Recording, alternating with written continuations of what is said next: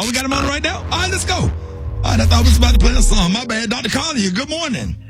Good morning, Rickey, Smiley. Good morning, Brett. Good morning, Eva. Good morning, Gary. Good morning. Man, we're happy to have you this morning. Yes. We're so glad to be here, Rickey, because a lot of misinformation is being passed around. We want to make sure that the Rickey Smiley Morning Show listeners get the most up-to-date and the most accurate information. People are, saying and doing a lot of things, particularly those in the media and particularly those in this current administration. And so we want to make sure that we're keeping it real with you. So this is America on Hold Day 3, and right now we have 5 states that are completely closing down all of their schools. They just announced in Atlanta that the Atlanta public school system, Douglas County, and all the appropriate schools are now being closed for at least 2 weeks. Now people say, why 2 weeks, and what happens at the end of 2 weeks? We don't know. There's nothing magical about that number. Our objective, again, is to decrease large gatherings so we can slow down the spread of this virus. It's going to spread. It's going to peak, but we want that peak to be lower than Mount Everest. We want it to be just a slight elevation versus a strong elevation because, again, we're already overwhelming the healthcare system. So, Rickey, at this point, we got 1,600 confirmed cases in the U.S., 132,000 in the world. We have 41 deaths in the United States. And that is one statistic that we are definitely sure about. There are 41 people that have died. The thing about the confirmed cases is we are not testing people, so it's probably 10 times that amount. So, there are people so there are people we call presumptive positive cases that have symptoms, particularly if you have, cough, sneezing, shortness of breath, a lot of chest congestion.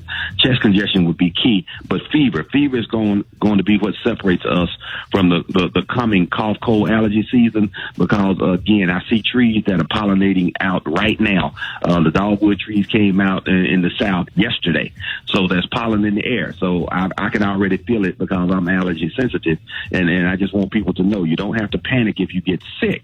You're going to have some issues otherwise. Wow, Dr. Collier, what are some other protective measures around the house? People going in the grocery store, they buying up all the toilet paper, all the water, all the Clorox. I know I sound like the dude from Fried Pops in the refrigerator. All the water. What can we do, Dr. Collier? I'm really surprised. I don't know why there's a run on toilet paper. I guess people don't want to run out. They weren't wiping their butt before this. That they might have been using that same washcloth on their face and on their butt. I don't know. Yeah, that's Gary.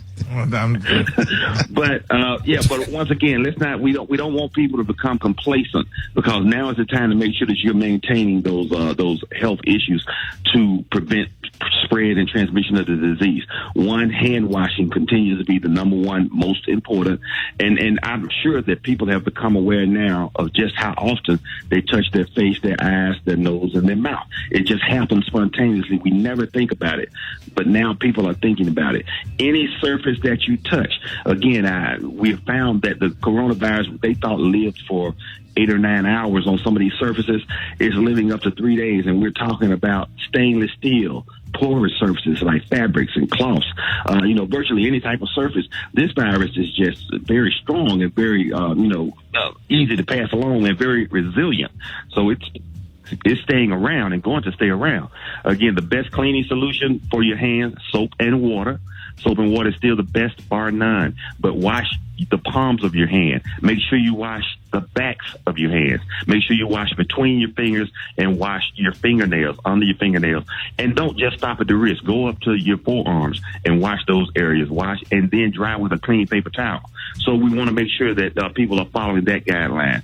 Again, it's still thought that masks, would not protect you. But if you have disease, we want you to wear a mask so that you're protecting other people and not spreading the disease. Wow. All right, Dr. Collier, you're going to be checking back with us every day. Every hour, every day and every hour, Rickey. There it is. Hey, y'all, Dr. M.J. Collier, right here, Morehouse on. Speaking of HBCUs, we got Rock T's HBCU coming up next. It's on the morning show.